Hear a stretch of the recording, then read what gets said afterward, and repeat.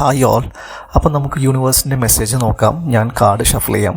അപ്പോൾ ഇന്നത്തെ universe reading നമ്മൾ എടുക്കുന്ന എങ്ങനെയെന്ന് വെച്ചാൽ, നിങ്ങളുടെ പേരിൽ എസ് എന്നുള്ളൊരു ലെറ്റർ ഉണ്ടെന്നുണ്ടെങ്കിൽ ഈ സെപ്റ്റംബർ മാസം 6-ാം തീയതി മുതൽ 16-ാം തീയതി വരെ നിങ്ങളുടെ റീഡിങ് ഇങ്ങനെയായിരിക്കും. ഞാൻ ഒരു കാർഡ് ഷഫിൾ ചെയ്ത് എടുക്കുകയാണ്.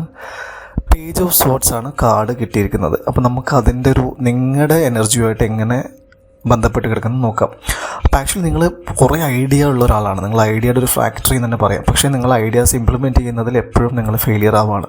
അപ്പോൾ അത് ബ്രേക്ക് ചെയ്യണം എന്നാണ് ഫസ്റ്റ് മെസ്സേജ്. നിങ്ങൾ ആ ഐഡിയ ഇംപ്ലിമെൻറ്റ് ചെയ്യണം. അത് നിങ്ങൾക്ക് നല്ലൊരു സ്റ്റെപ്പാണ് ഫ്യൂച്ചറിലേക്ക് കാണിക്കുന്നത്. അതുപോലെ തന്നെ നിങ്ങൾ ഗോസിപ്പിന് ഇടം ചെവി കൊടുക്കാതിരിക്കുക എന്നുള്ളതാണ് അടുത്തൊരു മെസ്സേജ്.